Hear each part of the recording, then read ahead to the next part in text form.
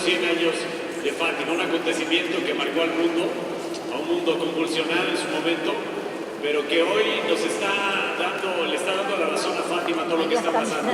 Y cuando me invitaron, de verdad me hizo mucho sentido y creo que es un pequeño testimonio para igual ayuda, para más o menos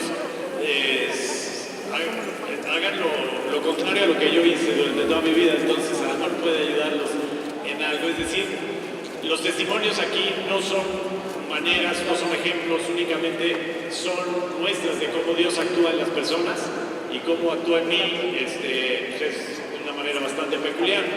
Yo siempre he dicho, y lo sigo sosteniendo, que para encontrar a Dios lo tienes que encontrar de dos maneras: racional y espiritual.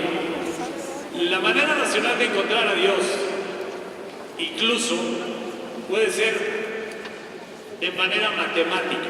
Hay el más grande matemático ruso, es católico, ortodoxo, ha ganado todos los premios. Él, no recuerdo ahorita el nombre, pero ese científico ruso hizo en un mes lo que 20 universidades en Estados Unidos no pudieron demostrar.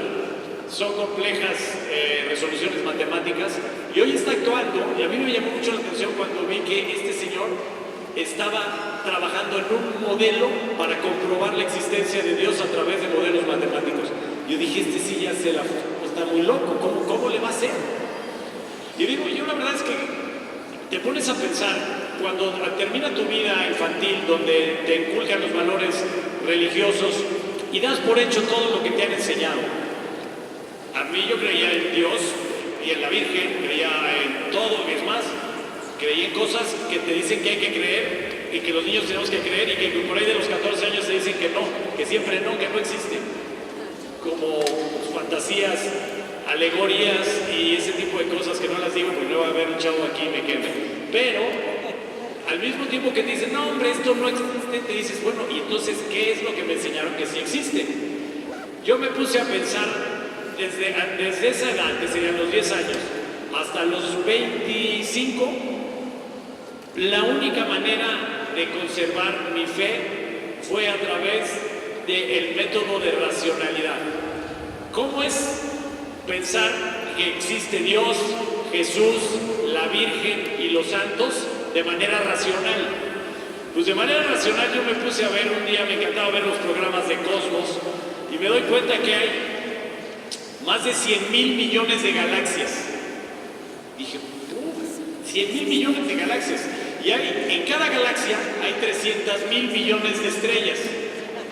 Y en una estrella hay un sistema solar llamado Vía Láctea, un sistema solar que es el nuestro, y en ese sistema solar, en un planeta alejado, está la Tierra. La Tierra, bueno, ahí yo me empecé a confundir, dije, a ver, si hay tantos miles de millones de soles y de galaxias combinados, ¿por qué estamos aquí? ¿Por qué existe el planeta Tierra y por qué tenemos esta realidad que tenemos? Entonces yo dije, bueno, cuando menos Dios, alguien lo hizo. Pero luego vinieron las teorías esas del Big Bang y expansionistas, que por cierto, la teoría del Big Bang es una teoría que proviene de la Iglesia Católica. Un cura de nombre Lemaitre fue quien entiende que la expansión del universo es una obra real, y luego la agarraron como Big Bang, y ahora creen que es una obra muy moderna que anula la mano de Dios en la creación del universo. Pero bueno, yo me puse a pensar, si entre tantas millones, miles y millones de galaxias existe un planeta llamado Tierra. Luego me puse a ver cuántos años llevaba de creado el universo. El universo lleva creado 12,500 millones de años. Y la Tierra, como tal, como 4,000 millones de años. Si a esto lo multiplicamos y luego le damos vueltas, caemos en la conciencia de que es muy remoto, era remotísimo, que estuviéramos cuando menos hoy aquí. Es una obra de Dios en medio de tantas distancias, es la eternidad. en distancia, es infinito. Y después hay un planeta pequeño llamado Tierra, y ahí estamos. Dije, no, Dios sí existe, claro que existe. Luego, después de 4.500 millones de años, yo dije, bueno, ¿cuántos años el hombre sobre la Tierra? El hombre sobre la Tierra lleva nada más 100.000, el Homo sapiens, 100.000 años. Entonces, mi racionalidad me daba para decir, no, bueno, si entre tantos miles de millones de galaxias, miles de millones de estrellas, de soles, de planetas, existe uno, este lleva 4.000 millones de años, y de apenas de esos 4.000 millones de años, 100.000 apareció el hombre, pero un hombre muy bruto, un hombre verdaderamente salvaje, y es aproximadamente, no aproximadamente, es hace 2.000 años, cuando aparece un hombre muy especial, llamado Jesús. Ese hombre llamado Jesús que me enseñaron mis padres. Entonces, cuando menos yo ya sabía que había un Dios. Y luego dije, a ver, vamos a ver. ¿Saben cuántos miles de millones de personas han habido en el mundo? Se calcula que hay cientos, ha habido y habemos, más los que se acumulen esta semana, 107.000 millones de seres humanos. De todos esos, dentro de todos esos hay uno que apareció hace 2.000 años en una familia humilde, el más pequeño de todos los niños que nacen en un pesebre, y a los 33 años de su vida convierte este pequeño planeta llamado Tierra en otro destino. Entonces dije, ese Señor llamado Jesús es de quien más se ha hablado en la historia de la humanidad. De esos 4.500 millones de años que tiene este planeta, del que más se ha hablado es de ese pequeñín que nace en Belén, que tiene una madre y un padre que son gente muy, muy humilde, y a los 33 años cambió este planeta, porque a esos bárbaros, a esas legiones de personas que habían pasado por la tierra, fue el primero en decir que existía Dios Padre, y Dios Padre, ese Dios Padre, era un Dios benevolente, no eran muchos dioses, no eran dioses que evidentemente castigadores, violentos, no eran dioses a los cuales había que entregarle a sus hijos, matarlos para tenerlos contentos. Era un Dios de perdón, era un Dios que aglutinaba a todos los seres humanos de la tierra, no escogía un solo pueblo, no mataba a los que no creyeran en él. Y bueno, a partir de él, a partir de su muerte, él muere y se aparece 40 días. Y aparte se les escapa de su tumba a la guardia pretoriana, a los romanos se les escapa, 40 días todavía se pasea por Galilea, y luego nos dice, chao, voy a volver. Mira, tú puedes creer o no creer, lo que sí es difícil es negar que ese hombre, en medio de 107.000 millones de seres humanos, en un planeta que comparte su existencia con cientos de miles y millones de galaxias, no era un ser sumamente especial, el más especial de todos. Y a la hora de su muerte nos dice y le dice a Juan, esa es tu madre. Y esa es tu madre, la Virgen María, que aparece años después, en 1547, aquí se apareció.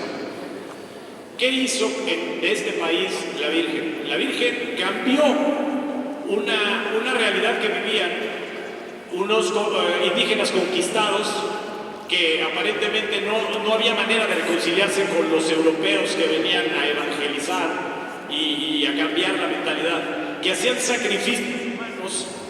Y esta Virgen, en el preciso instante de su aparición, les dice, no más sacrificios humanos, yo ya les regalo el sacrificio de mi Hijo, Jesucristo, aquí lo tienen. Cambió. Se empezó a evangelizar, hubo conversiones multitudinarias, no había manera de poder bautizar a tantos y miles de indígenas que se convirtieron de un día para otro con la simple aparición de la Virgen. Vivimos en un país eminentemente guadalupano, y ese país guadalupano, todavía encima de todo lo que les he platicado, tiene detractores. Hay quienes no creen en Dios. Entonces, seguramente Dios, nosotros nos hicimos solitos. En medio de la Vía Láctea, de miles de millones de estrellas, el ser humano se hizo solo. Y ahí les va el dato más sorprendente de todos. Si le damos la razón a los creacionistas que únicamente creen, evolucionistas, a los evolucionistas que dicen que el ser humano es producto de la evolución de la materia, equivale a que esa evolución de pura materia a convertir un ser consciente, pensante, creyente, equivale en todas las manifestaciones matemáticas y cálculos a sacarse en la lotería 100 millones de veces seguidas. Es decir, el hecho de que el ser humano exista como tal, consciente dentro de un proyecto de evolución, considerando incluso el meteorito que cayó y destruyó los dinosaurios, y aparece el hombre y se forma y agarra conciencia, equivale a 100 millones de veces sacarse la lotería. ¿Alguien se ha sacado la lotería aquí? Ahí está. Ahora, 100 millones de veces el premio gordo. Bueno, pues esa es la posibilidad de que el ser humano hubiera evolucionado hasta lo que somos nosotros. Entonces, ¿existe Dios? Según yo, no sé si ustedes tengan otra opinión. Existe Jesús, Jesús cambia el mundo, Jesús es un ser divino, es un ser el más fantástico que ha habido sobre la tierra. Y existe la Virgen. Además, el legado de Jesús como tal, su iglesia, que es tan perseguida, tan ridiculizada, tan vilipendiada, fue la creadora de las más grandes obras que ha habido hechas por el ser humano. No digamos artísticas, que lo vemos, hay millones de personas que hacen fila para ver la Capilla Sixtina y todo eso. Las universidades las crea la Iglesia Católica. La ciencia, la evolución de la ciencia, en gran medida la Iglesia Católica. Las escuelas, los orfanatorios, las más grandes obras de piedad en el mundo, la Iglesia Católica. Los más grandes hechos de valor, de humildad, son generados por la Iglesia Católica. El primer libro, que ahora dicen que los libros de Septiembre, el primer libro fue la Biblia. Y si ahí nos vamos, todo lo grandioso que pasa ha sido creado por Dios, por su Hijo, por el Espíritu Santo y por la Virgen María. Y obviamente por una iglesia que funda y que forma y que somos parte de todos nosotros. Hasta ahí es el método consciente y racional que yo entendí. Mi método. Dije, bueno, cuando menos hasta los 25 años, yo decía, bueno, pues soy católico. Pero eso, hasta ese momento, nada te lleva el punto de vista más importante. ¿Para qué está Dios? ¿Para qué está la Virgen? ¿Para qué está su Hijo? ¿Para qué está el Espíritu Santo? En presencia con nosotros. Para salvarnos. ¿De salvar de qué? Salvar nuestras almas.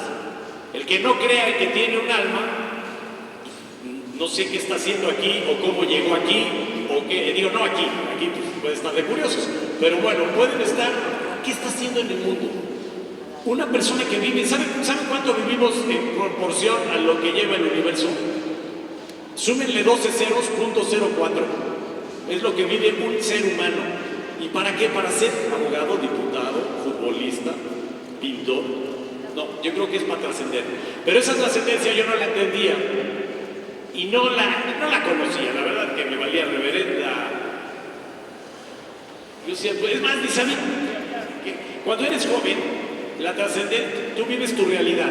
Y yo tenía cuando menos una ventaja, había sido formado católico y luego entendí racionalmente la existencia de lo que les acabo de explicar. Hasta ahí iba bien, pero mi trascendencia no se iba a dar si no es porque tienes un desarrollo o un toque espiritual que cada uno de ustedes seguramente ha tenido en su vida. Nadie, yo creo que ha tenido la misma fe desde el principio de su vida hasta el último día de su vida. Yo creo que ese tipo de procesos espirituales donde dices, yo estoy aquí y no me importa el mundo, me importa mi relación con Dios y me importa trascender, que mi espíritu, cuando deje mi carne, que va a ser un desecho, llegue a Dios. Ese Dios que formó todo lo que acabamos de hablar, ese Dios que formó, que mandó a su Hijo, que mandó un Espíritu, que está conformado junto con el Espíritu Santo de la Santísima Trinidad y que nos arropa y nos manda las mejores cosas y nosotros no la entendemos ni para qué es. Es para que, esta es de verdad una batalla espiritual la que vivimos. Hay un mal que existe y está el bien que existe. El bien es todas las cosas que acabamos de ver, todas las cosas que acabamos de platicar. Yo fui formado, pese a haber sido formado en colegio católico, en el Instituto México, en colegio marista, pues me interesaba más jugar fútbol. Acabé la preparatoria y me metí a jugar fútbol. Quería jugar fútbol profesional. Y para mí, mira, o sea, no había otra cosa más que jugar fútbol profesional. Para eso tuve que hacer un par de trucos y me fui trabajando en un barco de carga. Me fui a Brasil y Sudamérica, estuve por Brasil, Argentina, Uruguay, y luego como unos meses estuve ahí dando vueltas con un proyecto que cuando acabé la preparatoria me servía de formativo. Imagínense qué formativo andar en un barco con marineros, pero bueno, según yo pues era muy entretenido, y como no había dinero para unas vacaciones, pues era gratis, te ponían a trabajar, me metí al barco y en vez de formarme me empecé a deformar. ¿Por qué? Pues porque los marineros son lo más bravo que se pueden ustedes imaginar, son muy, de verdad, son gente admirable por su vida, pero llevan una vida verdaderamente brava. Entonces ahí me empecé a deformar, y ese niño que había sido formado, que salió de la preparatoria en la escuela católica, pues empezó a ver cosas que nunca había visto con los marineros. Cuando terminó mi periplo de marinero de Popeye, entonces me bajé del barco y me metí a estudiar una carrera. Tampoco yo creía que la carrera me iba a sacar de mayores problemas existenciales. Mi problema existencial era jugar fútbol. Entonces me metí a varios equipos hasta que acabé en el Atlante, el mejor equipo del mundo, por cierto. Si no, pregúntenle a Dios. Hagan un acto de conciencia.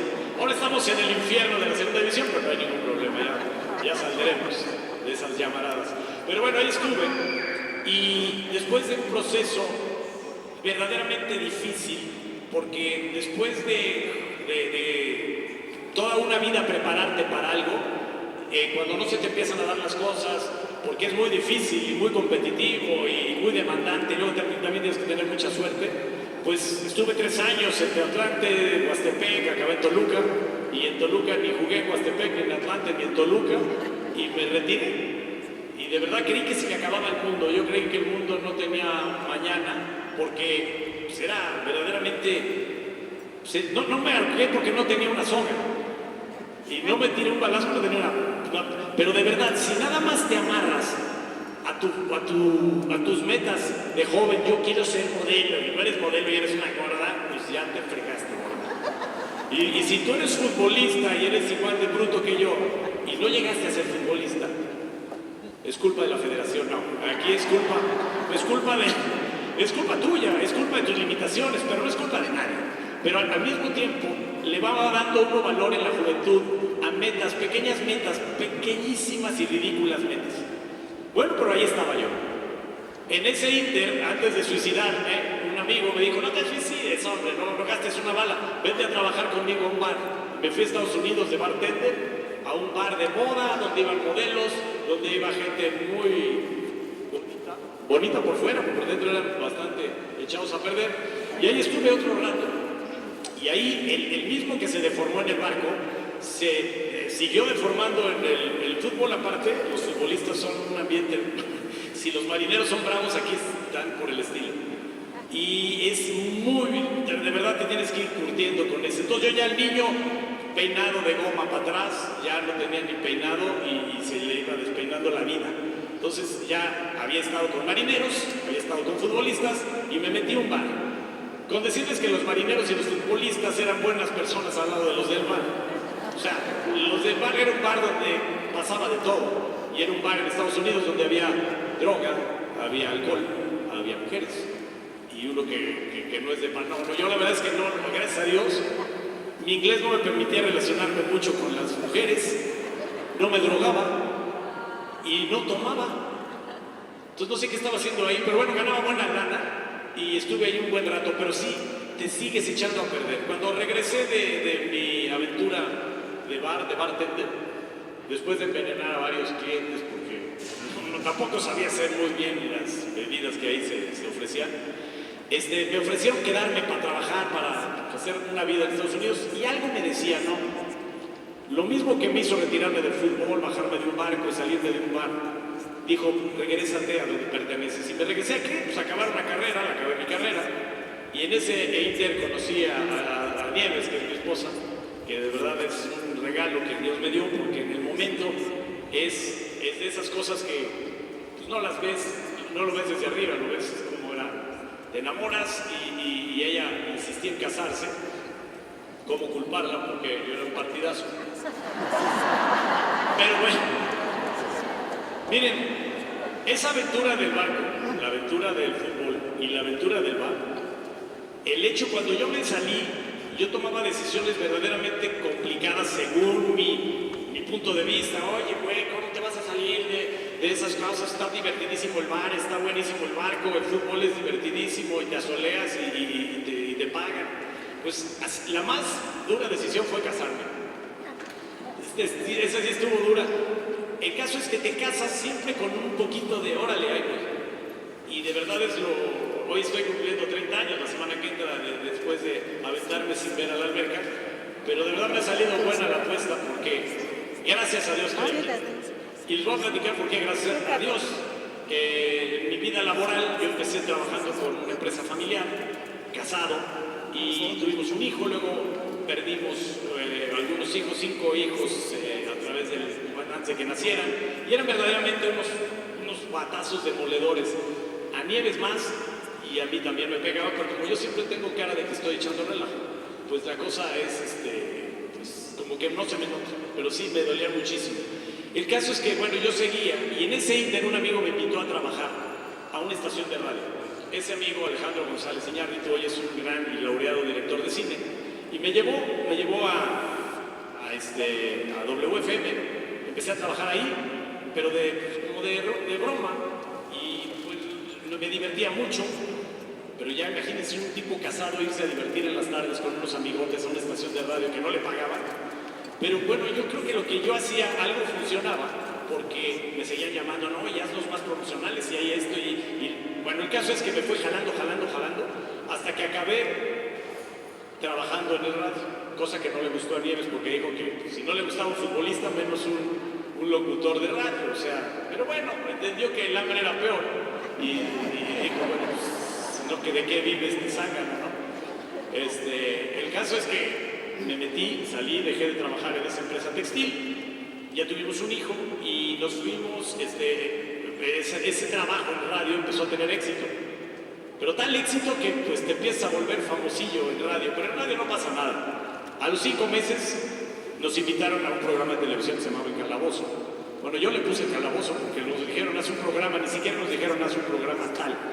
Como no sabíamos hacer nada, el burro Van Rankin y yo, pues inventamos el programa, le pusimos El Calabozo y la invitación fue un lunes y salimos el jueves al aire. Y no sabíamos hacer nada, ni decir nada, y nos ponían un guión. Entonces me dediqué a molestar, a ridiculizar, a humillar, y me salía muy bien. Es más, el día que quieran pasan a la casa y les damos una repasada. Bueno, no, en aquel entonces lo que hoy llaman bullying no existía como concepto. Al contrario, era muy entretenido, muy novedoso, y nos empezó a ir demasiado bien, al grado de que la televisión y el radio hace que pues yo me vuelque definitivamente en esas actividades. ¿Qué pasó? Que empecé a agarrar algo que es muy estorboso en la vida, ojalá y no lo tengan, se llama fama. La fama, lo único que haces, te metes en unas broncas con la fama. Si hubiera fama y dinero, pues le entro, ¿no? Pero fama no sirve para nada. Bueno, a veces sí para que te dejen entrar a un lugar donde hay una carretera, ya llegué y te dejan de pasar. Pero para nada, el caso es que yo, ese joven que había querido a través de un matrimonio, pues hacer un futuro familiar, me estaba echando a perder a tal grado que me estaba ganando el malo y me estaba llevando para el otro lado. A tal grado que pues, estuve a punto de perder mi familia. Nieves, de verdad, cuando perdimos 2 bebés, ella se convierte muchísimo y empieza a rezar y a rezar. Yo la veía que rezaba y dije, qué bárbaro, ahora sí se enloqueció, porque pues, era igual que yo. Y luego la vi rezar y dije, no, pues qué bueno, ya se le pasará, ¿no? como si fuera un año rezar. Yo la veía que lejos de apartarse de la oración, era más y más, y hacía grupos, y luego, bueno, pues rescata a mi familia, gracias a Dios. Yo recapacité gracias a las oraciones de ella y de mi mamá, y por alguna razón dije, ¿qué estás haciendo? Yo no sé, pues sí está muy divertido, pero no, vámonos. Entonces me regresé y le dije, Nieves, me están ofreciendo un trabajo en Estados Unidos, en Univisión, y pues yo quiero retomar y quiero echarle ganas y salvar a la familia, ¿ok? Y ella de verdad me toma la palabra y nos vamos a Estados Unidos y a trabajar como asesor creativo de la vicepresidencia de Univisión. Y ahí no estaba yo delante de las cámaras, estuvimos un año y cacho. El destino hace que al año y cacho me llamen otra vez de Televisa, me vengo para acá. Y Nieves de verdad yo la veía que era otra persona, porque gracias a la oración ella pues jalaba conmigo, pero además pues como que me veía y decía, pobre, o sea, pobre güey. Yo también la veía a ella y bueno, decía lo mismo. Pobre güey. Pero ahí nos veíamos de güey a güey, pero ahí iba. El caso es que al año me vuelven en México, me vuelven a llamar de Estados Unidos para ahora otra cadena que se llama Telemundo NBC, y de verdad pues me voy, porque aquí el programa que hacía era un desastre, era un programa donde me dedicaba al programa a criticar a la gente. Pero bueno, me fui a Estados Unidos y entré a ese proyecto llamado, era un programa peor que el que hacía aquí, era igual pero en semi-español, que es el Spanglish que hablan allá. Y estuve ahí, estuve 5 años. En esos 5 años Nieves sí tiene una conversión verdaderamente impactante y empieza a ir a horas de oración, y en uno de esos tantos idos y venidas se fue a Medjugorje y regresó, y yo vi que me presumía, es que Medjugorje está padrísimo. Y le digo, pues aquí está la Basílica de México, ahí vive la Virgen, no tienes que ir a Medjugorje y echarle tantos kilómetros al avión.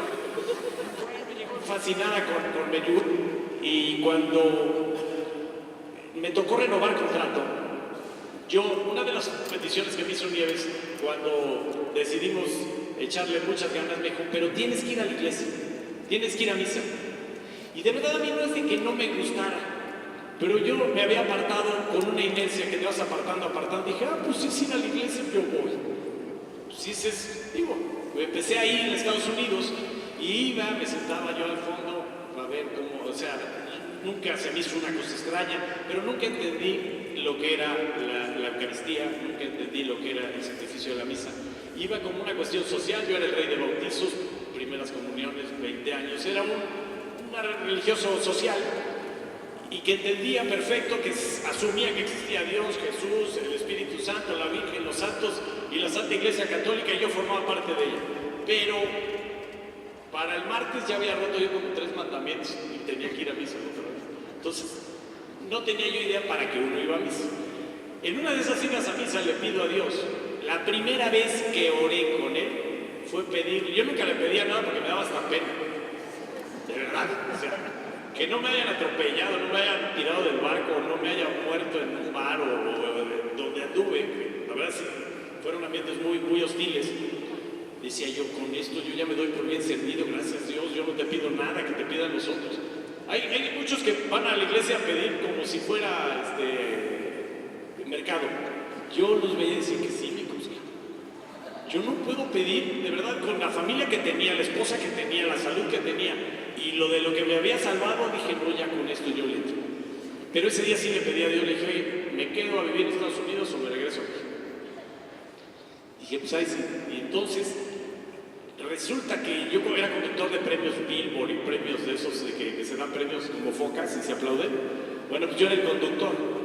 Y ese conductor, el segundo o tercer año, ya cuando tenía yo que firmar el contrato, es más, había firmado el contrato y le dije, Nieves, nos quedamos a vivir para siempre en Estados Unidos, tu hija se va a casar con un reggaetonero y cállate.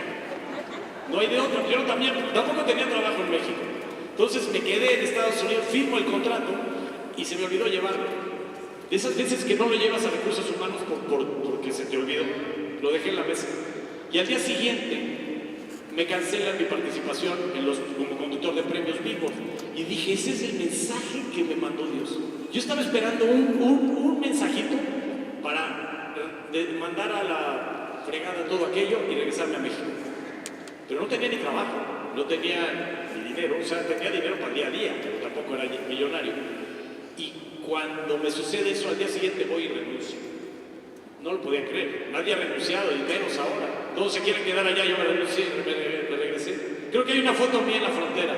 Este es el único que se regresó porque él quiso. Sí. Por eso me quiere Donald Trump, porque él quiere ese tipo de mexicano.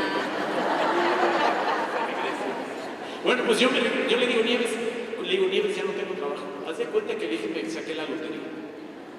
Oye, pero no tengo trabajo. Hola, hello. ¡Ay, vámonos a México! Bueno, en el caso es que tampoco poníamos venirnos a México por unos temas políticos donde me había metido yo. Total, hicimos cuentas y nos alcanzaba a quedarnos 2 años y luego regresamos. Y en eso me habla de una producción inglesa que yo nunca sabía ni de su existencia. A los 2 días de renunciar y quedarme sin trabajo en Estados Unidos me dicen, ¿sabes qué? Te queremos para que hagas unos programas, pero tienes que ir a grabarlos a México. Era un programa horrible de castigos.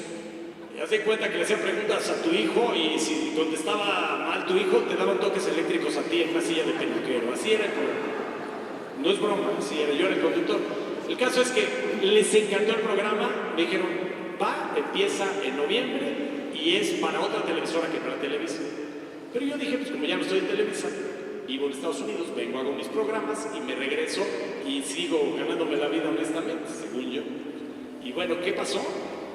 Que de Televisa me hablaron que se me ocurriera hacerlo para otra televisora que no fuera ellos, porque ellos también le compraban programas a esa producción y que pues, podían deshacer el contrato si no lo deshacía yo. Entonces les dije, ok, desháganlo ustedes, pero denme un contrato.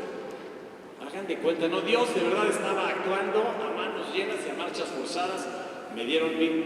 Fui a México, me firmaron un contrato y me dijeron, vete a Estados Unidos, ni te queremos ver. Entonces ya no tenía ni que trabajar. Entonces Dios ahí sí dije, no, bueno, está bien que no te haya pedido, pero no me des tanto. Ya no tenía trabajo, y me podía quedar un ratillo ahí en lo que se calmaban las aguas aquí en México. El caso es que cuando le digo, me iba regresando al aeropuerto, fíjense todas las cosas que han pasado. Renuncié con contrato en mano. Luego me ofrecen un contrato superior. Luego también digo ese contrato, me firma Televisa y me manda a Estados Unidos, me dice, vete. Y en la ida, en el aeropuerto, me dicen, oye, ahí renunció, creo que era Broso. Se fue Broso y necesitamos otro payaso. Y entonces, vete a hacer un piloto. Hice el piloto y yo suponía que... ¿Cuánto me quedan? ¿15 minutos? Árale, perfecto, acabo. Un par de mentiras más y ya nos vamos. El caso es que 15... Bueno, el caso es que hoy hago un piloto, lo grabé sin ganas.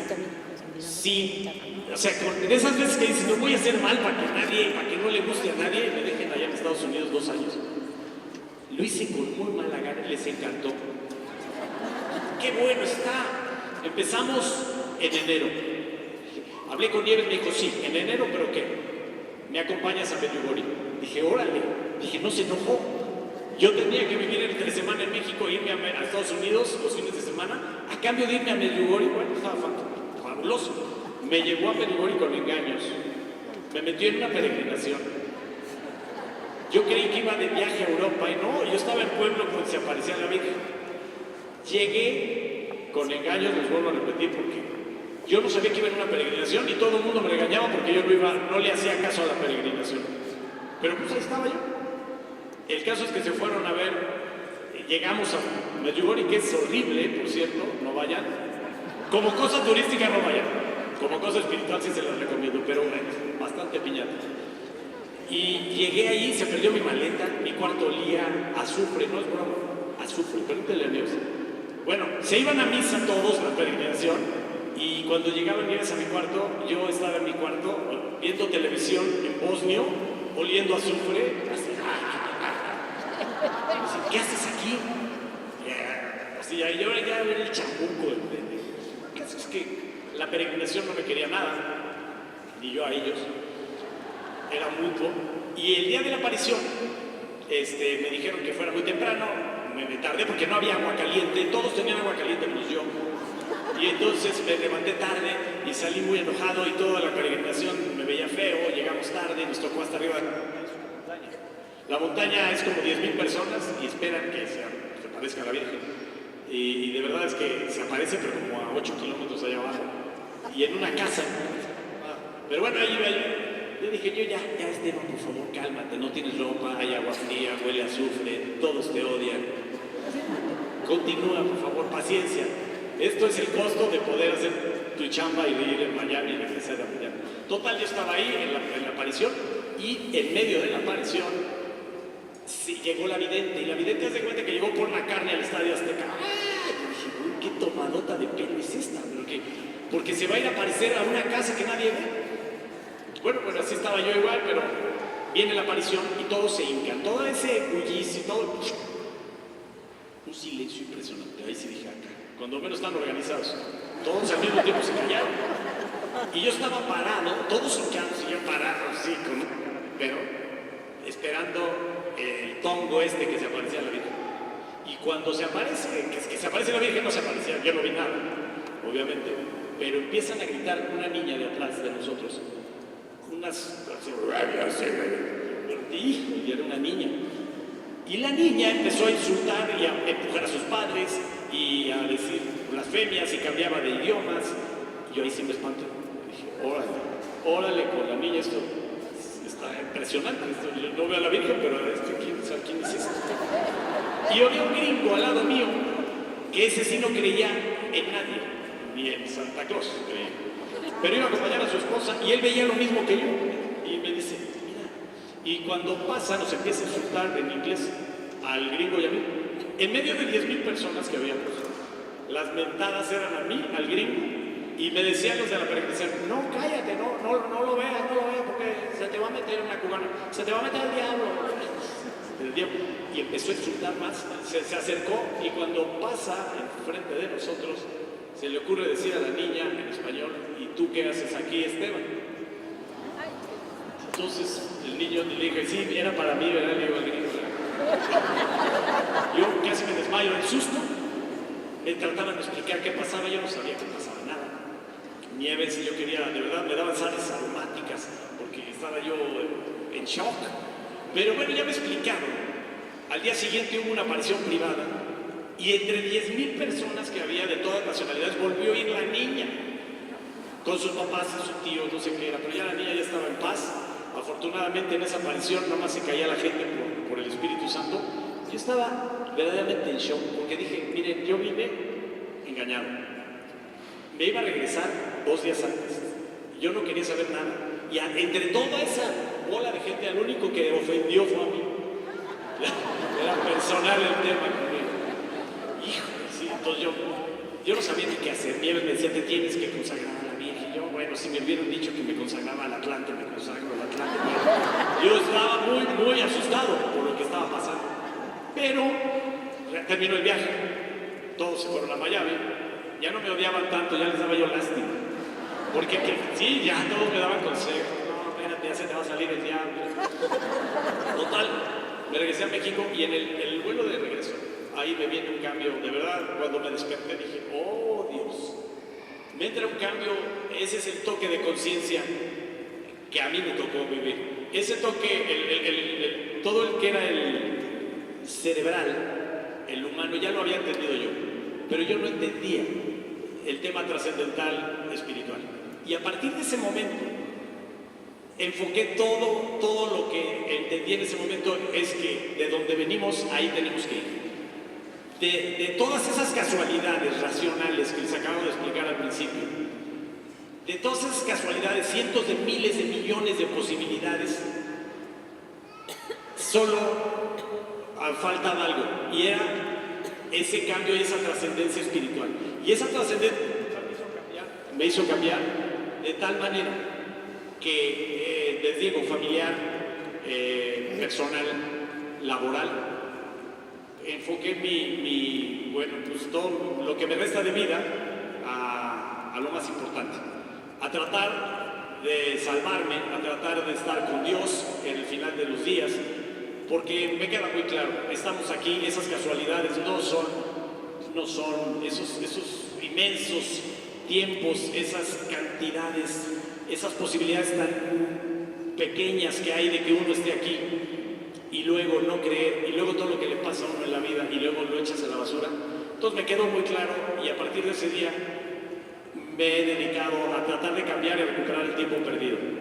A través de la oración, créanme, es como he podido afrontar todo. ¿Sabes cuándo te das cuenta que sí es por este lado?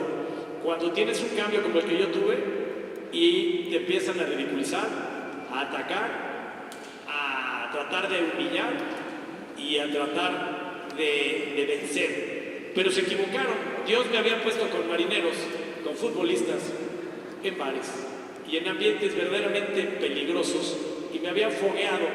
Y a mí lo que me puedan decir o hacer una persona de verdad me tiene sin cuidado, no tengo ningún problema. Malo es quedar mal con Dios. Y todos esos ataques, y se los digo porque seguramente cada uno de ustedes recibió en algún momento de su vida un cambio y hizo esta transformación. Yo no le llamo conversión, yo le llamo búsqueda y encontrar a Dios, porque conversión es como cambiar de lo que eras. Y yo tal vez estaba perdido, pero no ausente. Sí creo que cuando en tu casa, en tu trabajo, te dicen y mocho y ridículo, es que estás haciendo lo correcto.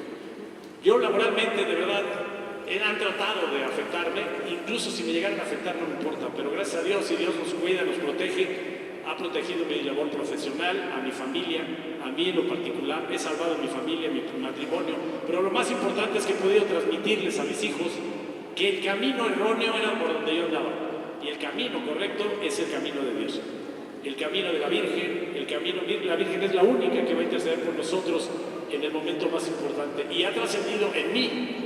A mí me dio un zape, no pareciéndose ella, porque no la vi, pero me puso al malo detrás de mí, y eso al final del cuento me hizo reaccionar, abrir los ojos y decir, bueno, las fuerzas del bien y del mal están tal cuales. ¿A dónde te quieres ir? ¿Para allá o para allá? Entonces aprendí a orar, me enseñó Nieves, me han enseñado muchas personas, he tratado de cambiar.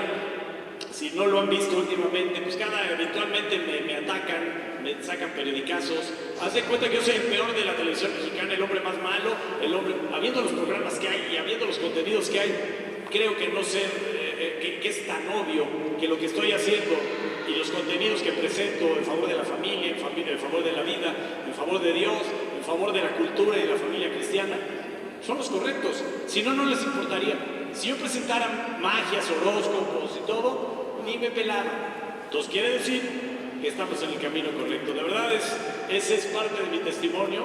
Hoy tengo una familia maravillosa, Nieves, cumplimos 30 años, tengo 3 hijos, tengo menos pelo, pero también mucho mejores recuerdos de todo lo que me ha ocurrido. Y este tipo de testimonios los doy con mucha gratitud, porque si Dios me dio la oportunidad de estar y volver ahora sí que a arreglar el camino, pues yo voy a estar con Él donde me mande y donde me toque.